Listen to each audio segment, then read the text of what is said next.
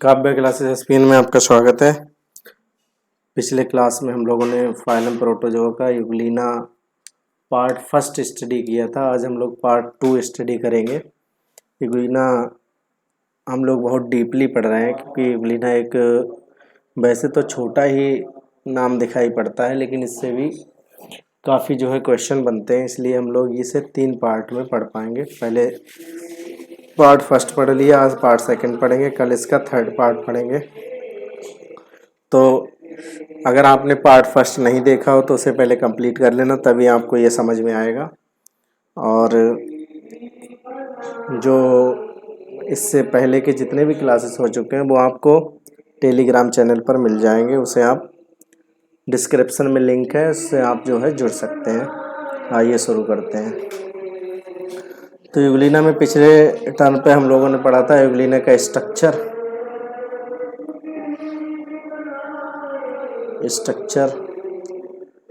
Classification,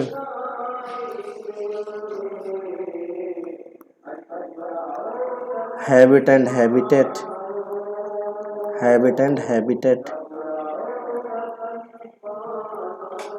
classification, habitat और structure, 3 चीज़ें हम लोगों ने पिछले क्लास में स्टडी की थी। आज हम लोग इससे आगे का पढ़ेंगे, जिसमें कुछ जो हम लोगों के पॉइंट्स हैं आज के पढ़ने के, वो मैं अभी बता रहा हूँ आपको। सबसे पहले जो हम लोग पढ़ेंगे इसमें, सॉरी आज बैकग्राउंड साउंड थोड़ा आपको सुनाई देगा, लेकिन आप एडजस्ट कर लेना। पहला जो है आज का हमारा पहला जो पॉइंट रहेगा वो रहेगा लोकोमोशन के बारे में। लोकोमोशन, यूग्लिना कैसे चलता है। लोकोमोशन का मतलब होता है गमन। गमन कैसे करता है, मतलब एक प्लेस से दूसरे प्लेस पर कैसे जाता है। दूसरा हमारा पॉइंट रहेगा आज के टॉपिक में यूग्लिना का न्यूट्रिशन। न्यूट्रिशन का मतलब यूग्लिना में पोषण कैसे होता है, कैसे ये भोजन प्राप्त करता है। तीसरा हमारा जो पॉइंट रहेगा वो रहेगा रेस्पायरेशन।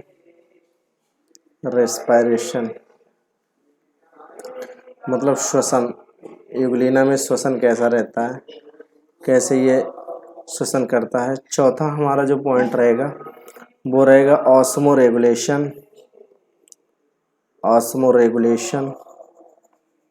Regulation and excretion.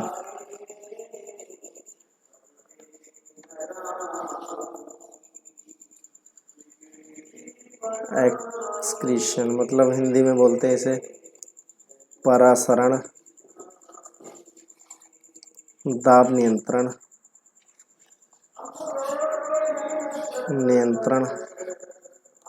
तथा उत्सर्जन। अगला हमारा पॉइंट रहेगा आज के क्लास में वो रहेगा बिहेवियर। यूग्लिना का बिहेवियर कैसा होता है।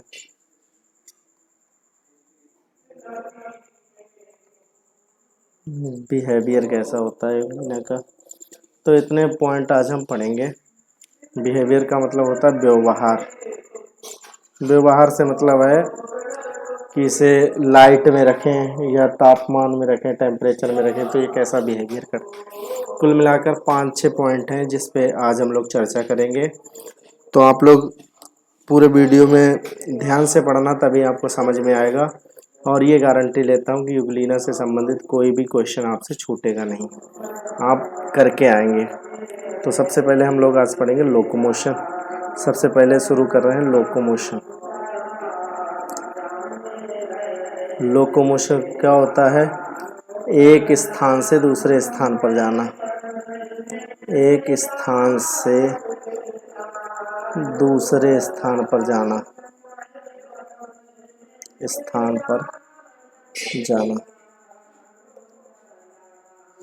बैकग्राउंड साउंड बहुत सुनाई दे रहा है, आप आज के लिए एडजस्ट कर लेना। तो एक स्थान से दूसरे स्थान पर जाना क्या कहलाता है, लोकोमोशन। इसे हिंदी में बोलते हैं गमन। तो जैसा कि पहले ही जानते हैं, गमन किसके द्वारा होता है। गमन होता है फ्लैजेला के द्वारा। मुख्य गमनांग हमारा क्या है यूग्लिना में, फ्लैजेला, जिसे हम बोलते हैं कशाव। कशाभ जो है मुख्य गमनांग है। इस प्रकार से जैसे ये युगलिना है,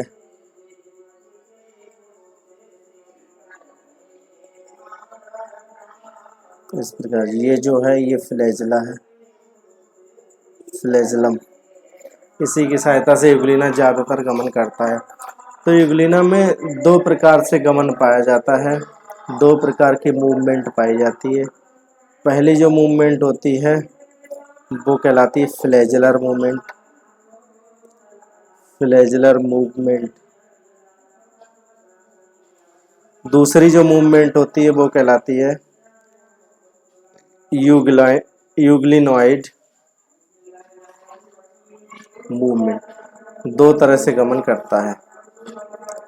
ठीक है, सबसे पहले हम लोग समझेंगे फ्लैजिलर। फ्लैजिलर मूवमेंट किसके द्वारा होती है? टोटली फ्लैजिला के द्वारा, यानी कशाभ के द्वारा।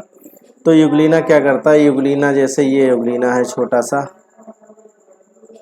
इसका फ्लैजिला इस प्रकार से बीट करता है पीछे की तरफ, तो ये घूमता जाता है। इस प्रकार से घूमते घूमते आगे की डायरेक्शन में बढ़ता जाएगा, इस प्रकार से बीट करता जाएगा और घूमते घूमते क्या करेगा,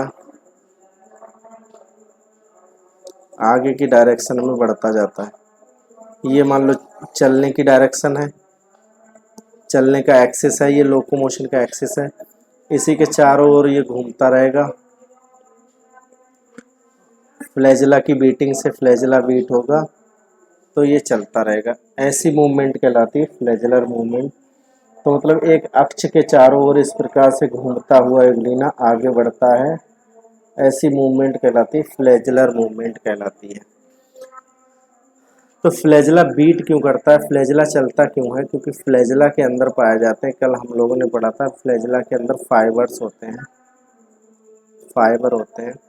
कौन से होते हैं? दो सेंट्रल फाइबर होते हैं और 9 जो फाइबर होते हैं, ये कल हमने पढ़ा था।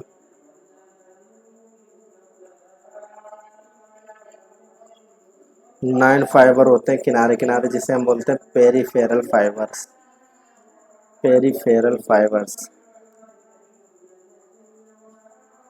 प्रत्येक फाइबर दो सब फाइबर से मिलकर बना है। किनारे वाला किससे बना है? दो सब फाइबर से मिलकर बना है, क्योंकि बीच वाले दो फाइबर जो है सिंगल ही है। तो कुल मिला के 11 फाइबर्स पाए जाते हैं, लेकिन किनारे वाले जो 9 फाइबर्स हैं, इनकी सहायता से क्या होता है, इनकी हेल्प से क्या होता है, फ्लैजिला में कॉन्ट्रैक्शन होता है। कॉन्ट्रैक्शन का मतलब होता है संकुचन होता है, और क्या होता है, रिलैक्सेशन होता है, जिसी की सहायता से फ्लैजिला क्या करता है, बीट करता है, चलता है। फ्लैजिला फ्लैजिला की बीटिंग से युगलिना आगे बढ़ता है, तिरछे में आगे बढ़ता जाता है। ऐसी मूवमेंट कहलाती है फ्लैजिलर मूवमेंट, सबसे ज़्यादा देखने को मिलती है। सेकेंड टाइप की जो मूवमेंट है इसकी, वो कहलाती है यूग्लिनॉइड मूवमेंट, यूग्लिनॉइड मूवमेंट।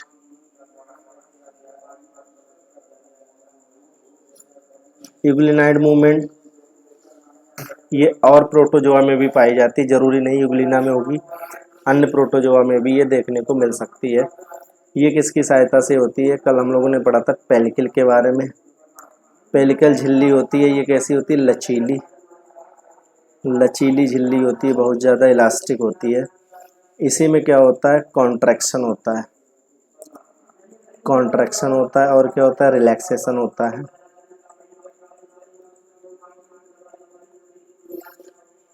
जिसकी सहायता से क्या होता है, एनिमल जो है युगलिना क्या करता है, सरकता है। ये जैसे ये सतह है, सतह पर आगे की तरफ इस प्रकार से सरकेगा ये, क्योंकि ये जो पेलिकल है ये संकुचित होगी और इसमें एक मूवमेंट होगी जिसे बोलते हैं पेरिस्टाल्टिक मूवमेंट। पेरिस्टाल्टिक मूवमेंट किसमें? पेलिकल में होगी।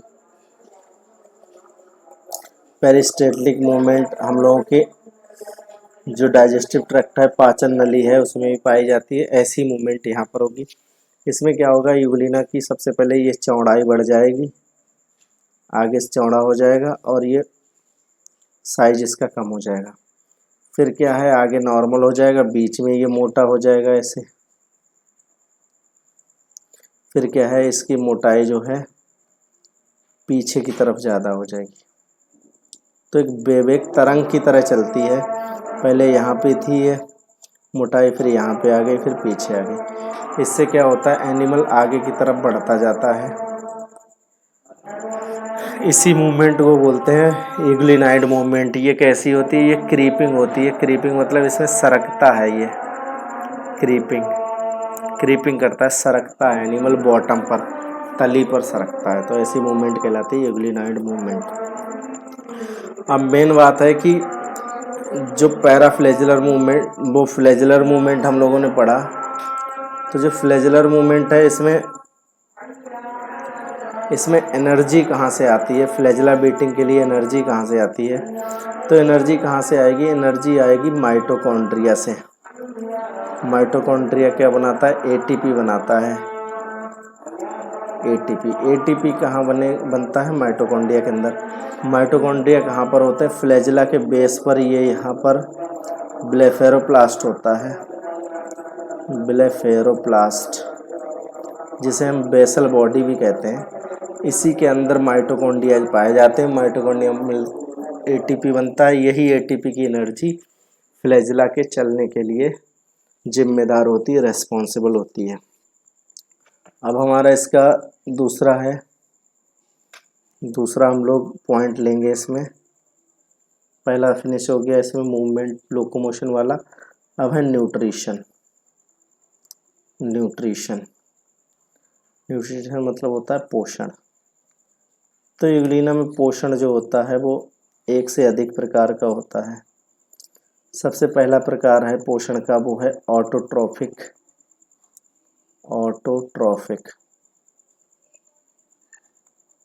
ऑटोट्रॉफिक को बोलते हैं होलोफाइटिक भी बोलते हैं, होलोफाइटिक।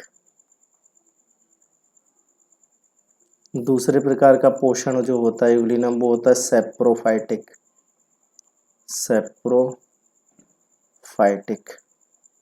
सेप्रोफाइटिक या सेप्रोजोइक एक ही बात होती है, सेप्रोजोइक। तो दो प्रकार का न्यूट्रिशन पाया जाता है। तो जिसमें एक से अधिक प्रकार का न्यूट्रिशन होता है, उस न्यूट्रिशन को बोलते हैं हम लोग मिक्सोट्रॉफिक न्यूट्रिशन। तो यूग्लिना में कैसा न्यूट्रिशन होता है? मिक्सोट्रॉफिक, मतलब एक से अधिक प्रकार का। अब देखो, अब हम पढ़ेंगे ऑटोट्रॉफिक के बारे में। ऑटो का मतलब होता है सेल्फ, ट्रॉफिक का मतलब होता है फूड। मतलब अपना भोजन अपने आप बनाना ही क्या कहलाता है? ऑटोट्रॉफिक। इसको ही होलोजोइक बोलते हैं।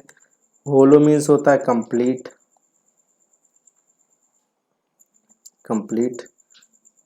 और फाइटिक, फाइटिक मीन्स होता है प्लांट। तो हम चाहे होलोजोइक कह लें, मतलब कंप्लीट प्लांट की तरह। प्लांट क्या करते हैं? अपना भोजन अपने आप बनाते हैं, बात यही है।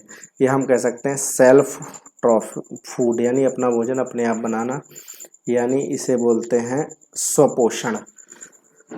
तो स्वपोषण जो है ये किसकी सहायता से होता है? जब यूग्लिना को क्या मिलती है? लाइट मिलती है। जब यूग्लिना कहाँ रहता है? लाइट मतलब प्रकाश में रहता है।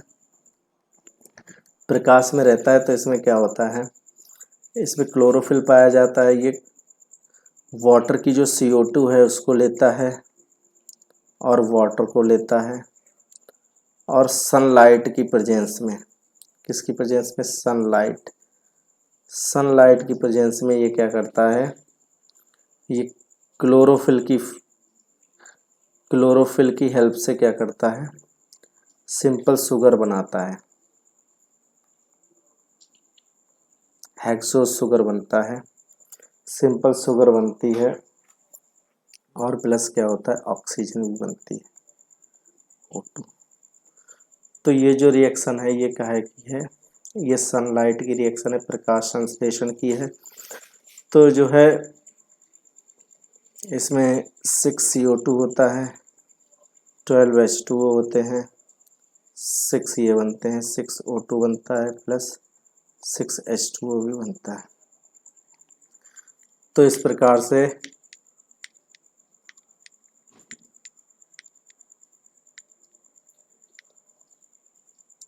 सॉरी यहाँ पर 6 नहीं बनेगा, यहाँ पर एक ही मॉलिक्यूल बनता है, 6 कार्बन हो गए। ठीक है, तो ये जो बनता है ये शुगर बन गई, हेक्सोस शुगर। ये ग्लूकोज होता है ज़्यादातर, hexose sugar. Hexose sugar plant में क्या होती है, ये बदल जाती है किसमें, स्टार्च में। क्या बना देती है, स्टार्च, जिसे हम बोलते हैं मंड। ये पौधों में होता है ऐसा। लेकिन यूग्लिना में क्या होता है, ये हेक्सोस शुगर स्टार्च में ना बदल कर किस में बदल जाती है, ये बदल जाती है पैरामाइलॉन में। पैरामाइलम या बोलते हैं पैरामाइलॉन, कल हम लोगों ने पढ़ा है इसे। ये क्या होता है केमिकली, ये होता है बीटा 1,3 ग्लूकन। ये एक ऐसी शुगर होती है जो आयोडीन सॉल्यूशन है, आयोडीन सॉल्यूशन, उसमें कलर नहीं देती, आयोडीन सॉल्यूशन में कलर नहीं देती। जबकि स्टार्च क्या करता है, स्टार्च जो है ब्लू कलर देता है किसमें, आयोडीन में, लेकिन ये आयोडीन सॉल्यूशन में ब्लू कलर नहीं देता है।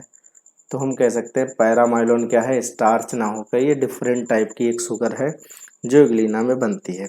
ऐसा कब होता है, जब यूग्लिना सनलाइट में होता है, खूब भरपूर लाइट इसे मिलती है, तो ये अपना पोषण जो होता है वो सुपोषी प्रकार से अपना पोषण ग्रहण करता है, सूर्य के प्रकाश में फोटोसिंथेसिस करता है और हेक्सोस शुगर बनाता है, जिसको भविष्य के लिए सुरक्षित कर लेता है किस फॉर्म में, पैरामाइलम या पैरामाइलॉन के फॉर्म में, जो केमिकली बीटा 1,3 ग्लूकन है।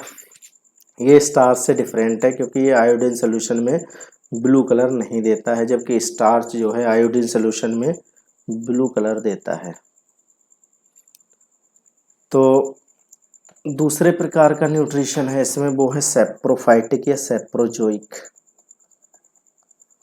सेप्रोफाइटिक या इसे बोलते हैं सेप्रोजोइक। सेप्रोजोइक, सेप्रोफाइटिक का मतलब क्या होता है, इसका मतलब दोनों का मतलब एक ही होता है, मृतोपजीवी। मतलब जीव जो मर गए हैं, जीव में क्या क्या आता है, जंतु आते हैं और पौधे आते हैं। तो जंतु या पौधे जो मर गए हैं उनसे भोजन प्राप्त करना क्या कहलाता है, मृतोपजीवी। अगर मरे हुए पौधों से भोजन प्राप्त कर रहे हैं तो ये हो जाएगा सेप्रोफाइटिक, या मरे हुए एनिमल से भोजन ले रहे हैं तो ये सेप्रोजोइक हो जाएगा। तो क्या होता है कि जब एब्सेंस ऑफ लाइट होती है, जब लाइट नहीं होती है यूग्लिना के पास, तो यूग्लिना क्या करता है, यूग्लिना हो जाता है बिकम वाइट, वाइट कलर का हो जाएगा। इसका क्लोरोफिल जो है, क्लोरोफिल ये गायब हो जाएगा, डिसअपीयर हो जाएगा। क्लोरोफिल गायब हो जाता है। जब क्लोरोफिल गायब हो जाएगा तो ये ग्रीन कलर का नहीं दिखाई देगा, ये कैसा दिखाई देगा, वाइट कलर का दिखाई देगा। और जब फिर से लाइट आएगी तो ये फिर से ये ग्रीन कलर का हो जाएगा। लेकिन एक स्पीसीज है इसकी यूग्लिना की, सॉरी यूग्लिना की एक स्पीसीज है जिसे हम बोलते हैं यूग्लिना ग्रेसिलिस। ग्रेसिलिस स्पीसीज है। ये लाइट की एब्सेंस में कैसा हो जाता है, वाइट हो जाता है, और ये परमानेंट वाइट हो जाता है। कभी भी फिर ये फिर से जो है परमानेंट वाइट हो जाता है, ये फिर से ग्रीन नहीं होता है। तो ये बहुत मोस्ट इम्पॉर्टेंट है, यूग्लिना की ग्रेसिलिस स्पीसीज है, ये परमानेंट वाइट हो जाती है, मतलब क्लोरोफिल इसका गायब हो जाता है, फिर से दोबारा इसमें नहीं बनता है। कब, लाइट की एब्सेंस में, जब ज़्यादा दिन तक ये अंधेरे में रहे तब। तो क्या होता है, जब लाइट की एब्सेंस में फोटोसिंथेसिस तो स्टॉप हो जाती है, क्योंकि क्लोरोफिल डिस्ट्रॉय हो गया, गायब हो गया। तो ये क्या करता है, ये सड़े गले जो जीव जंतु हैं उससे न्यूट्रिशन लेता है। इसी न्यूट्रिशन को हम बोलते हैं मृतोपजीवी। मृतोपजीवी उन पर क्या करता है, ये एंजाइम, जैसे कोई एक एनिमल है बड़ा सा, ये सड़ रहा है, डिकेइंग हो रहा है, मर गया। इसमें क्या है, इसकी सरफेस पर जाएगा ऐसे करके और इसमें क्या करेगा, अपने एंजाइम छोड़ देगा। यहाँ पर एंजाइम छोड़ के इससे जो है न्यूट्रिशन अवशोषित कर लेगा अपनी स्किन के द्वारा, यानी अपनी पेलिकल के द्वारा भोजन ग्रहण कर लेगा। तो ऐसा मोड ऑफ न्यूट्रिशन कहलाता है मृतोपजीवी।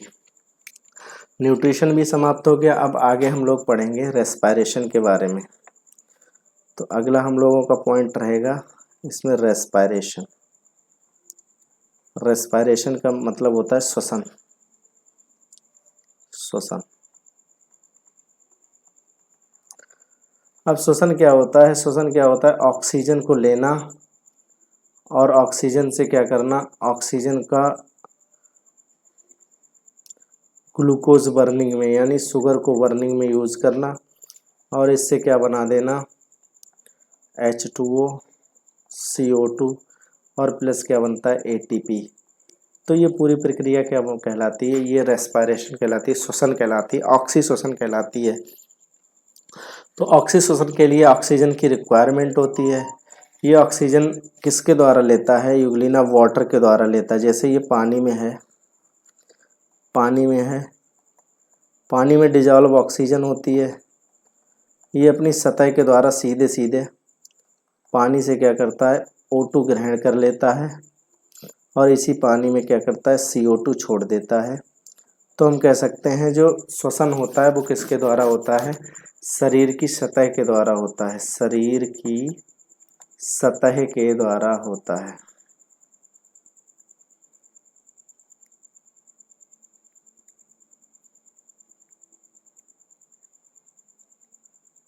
शरीर की सतह द्वारा होता है।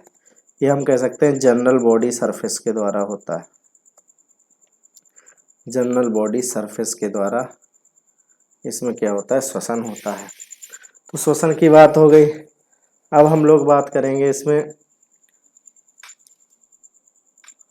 अगला है ऑस्मोरेगुलेशन।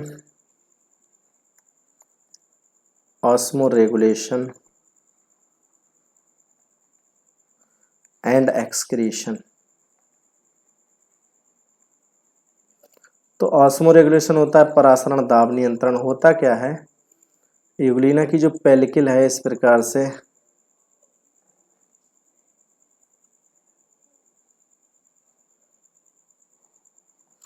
यूग्लिना पानी में रहता है। तो ये पानी क्या होता है, ये एंटर होता रहता है पेलिकल के द्वारा, बॉडी के अंदर जाता रहता है।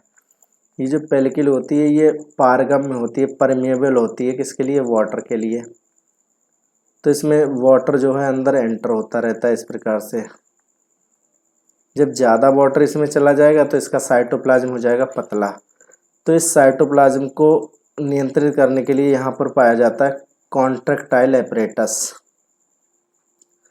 कॉन्ट्रैक्टाइल एपरेटस कल हम लोगों ने पढ़ा था इसके बारे में। अगर आपने वीडियो नहीं देखी है तो वो वीडियो देख लेना, तब आपको ज़्यादा क्लियर होगा। कॉन्ट्रैक्टाइल एपरेटस ये कॉन्ट्रैक्टाइल वैक्यूल से मिलकर बना होता है। तो ये छोटी वाली वैक्यूल्स कहलाती हैं सहायक वैक्यूल्स, यानी एसेसरी वैक्यूल्स। एसेसरी वैक्यूल्स सहायक संकुचनशील रिक्तिकाएं। और बड़ी वाली होती है ये सेंट्रल वैक्यूल होती है। सेंट्रल कॉन्ट्रैक्टाइल वैक्यूल यानी केंद्रीय संकुचनशील रिक्तिका। तो ये छोटी वाली हैं, ये पानी को एब्जॉर्ब कर लेती हैं, अवशोषित करके बड़ी वाली में भेज देती हैं इस प्रकार से। और बड़ी वाली कॉन्ट्रैक्टाइल वैक्यूल क्या है, ये वाटर को जो है रिजर्वायर में भेज देती हैं और यहाँ से साइटोस्टोम के द्वारा वाटर फिर से क्या होता है, बाहर निकल जाता है। इससे क्या होता है, इसमें ज़्यादा पानी जो होता है वो शरीर से बाहर निकलता रहता है। इसी प्रक्रिया को बोलते हैं ऑस्मोरेगुलेशन। ऑस्मोरेगुलेशन ये किसमें किसमें होता है ऑस्मोरेगुलेशन? देखो ये अमीबा में भी होता है, यूग्लिना में भी होता है और पैरामीशियम में भी होता है। लेकिन अगर कोई समुद्री जीव है जो समुद्र में रहता है उसमें ये कॉन्ट्रैक्टाइल वैक्यूल नहीं होंगी, उसमें ऑस्मोरेगुलेशन की प्रक्रिया दूसरी विधि से होगी, लेकिन उसमें कॉन्ट्रैक्टाइल वैक्यूल्स नहीं पाई जाती। कॉन्ट्रैक्टाइल वैक्यूल्स किस में पाई जाती हैं? फ्रेश वाटर फॉर्म्स में पाई जाती हैं। जो शुद्ध जल होता है, जो अलवणीय जल होता है, उसमें होती है। तो ये तो ऑस्मो रेगुलेशन हो गया। एक्सक्रीशन की बात करें हम लोग, उत्सर्जन की, तो शरीर के अंदर क्या होता है? प्रोटीन का जो मेटाबॉलिज्म होता है, प्रोटीन की मेटाबॉलिज्म से क्या बनता है? अमोनिया बनता है इसके अंदर, अमोनिया। ये अमोनिया बॉडी के लिए हानिकारक है।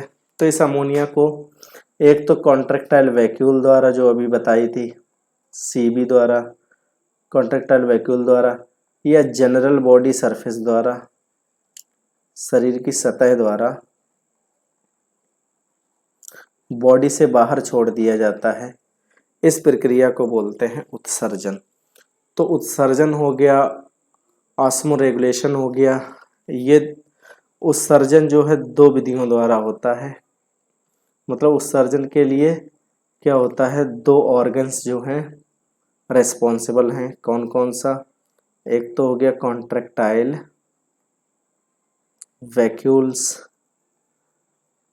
जिन्हें संकुचन से रिक्तिकाएं कहते हैं, और दूसरा क्या है? जनरल बॉडी सरफेस, यानी शरीर की सतह। तो यहाँ से इम्पोर्टेंट क्वेश्चन बन सकता है कि एक्सक्रीशन किसके द्वारा होता है? कॉन्ट्रैक्टाइल वैक्यूल्स के द्वारा भी होता है, शरीर की सामान्य सतह के द्वारा भी होता है। ये तो हो गई एक्सक्रीशन की बात। अब जो है हम लोग बात करेंगे बिहेवियर की। बिहेवियर,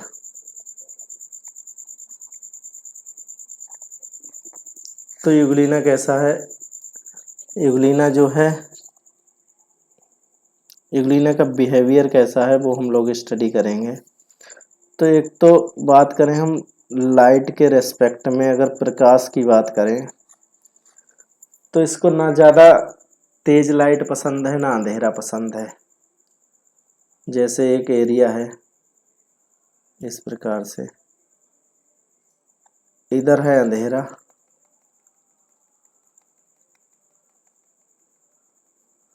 इस साइड में अंधेरा है, और एक साइड में तेज लाइट है। यहाँ ना अंधेरा है न तेज लाइट है, यहाँ मॉडरेट है। यहाँ मॉडरेट लाइट है, यहाँ इंटेंस लाइट है, मतलब तेज है। यहाँ पर क्या है? डार्कनेस है। तीन एरिया। तो यूग्लिना कहाँ पर चले जाते हैं? जो मॉडरेट लाइट होती है वहाँ उस रीजन में चले जाते हैं। मतलब इनको मॉडरेट लाइट पसंद है, ना ज़्यादा तेज पसंद है लाइट, ना अंधेरा पसंद है। तो मॉडरेट लाइट में ये रहते हैं। तो लाइट के प्रति इनका बिहेवियर क्या होता है? ये लाइट के प्रति आकर्षित होते हैं, लेकिन कौन सी लाइट? ना ज़्यादा तेज लाइट के प्रति, ना कम लाइट के प्रति, मध्यम लाइट होनी चाहिए, मॉडरेट होनी चाहिए, उसके प्रति ये क्या होते हैं? ये आकर्षित होते हैं। तो डार्कनेस में बहुत कम मिलेंगे, इंटेंस में भी बहुत कम मिलेंगे। कहाँ पर ज़्यादा मिलेंगे? मॉडरेट लाइट में यूग्लिना ज़्यादा मिलेंगे। ठीक है, एक तो ये बिहेवियर हो गया। दूसरा लाइट का बिहेवियर क्या हो गया? लाइट का बिहेवियर होता है शॉक रिएक्शन एक होती है। जैसे इधर से लाइट डाली जा रही है इसमें, तो इधर तेज लाइट, इधर मॉडरेट, इधर डार्क। तो मॉडरेट में ज़्यादा मिलेंगे, तेज में कम मिलेंगे, डार्कनेस में कम मिलेंगे। दूसरी एक होती है important shock reaction. Shock reaction क्या होती है वो समझते हैं ध्यान से। अगर यूग्लिना की तरफ लाइट डाली जाए, इधर से इधर की तरफ लाइट की बीम जा रही है, तो जो यूग्लिना होगा वो मूव करेगा इस प्रकार, सामने की तरफ मूव करेगा, ऐसे लाइट की तरफ ये जाता है। ठीक है, यहाँ फ्लैजेलम होगा इसका, यहाँ पर होता है आई स्पॉट। आई स्पॉट और पैराफ्लैजेलर बॉडी कल हम लोगों ने पढ़ा था, ये दो ही फोटो रिसेप्टर होते हैं। अब मान लो यहाँ पर किसी ने, यहाँ पर आ गया ये यूग्लिना चलकर यहाँ पर आ गया, यहाँ पर किसी ने इधर से लाइट दे दी, यहाँ से लाइट जो फर्स्ट है वो आ रही है, यहाँ से लाइट सेकंड आने लगी, सेकंड। तो ये लाइट सेकंड की ओर बेंड हो जाएगा इस प्रकार से, इधर की तरफ मुड़ने लगेगा, इधर की तरफ जाने लगेगा। तो इसी रिएक्शन को बोलते हैं शॉक रिएक्शन। शॉक रिएक्शन किसके कारण होती है? पैराफ्लैजेलर जो बॉडी पाई जाती है, कल हम लोगों ने पढ़ा था इसके बारे में, इसके कारण, और स्टिग्मा या आई स्पॉट के कारण, क्योंकि यही दोनों फोटो सेंसिटिव हैं, प्रकाश संग्राही हैं। तो ये हो गई शॉक रिएक्शन। ठीक है, तीसरे प्रकार का जो बिहेवियर है यूग्लिना का वो है अवॉइडिंग रिएक्शन। Avoiding reaction. ठीक है, जब यूग्लिना को कोई शॉक मतलब जो है कोई यूग्लिना को स्टिमुलस दिया जाए,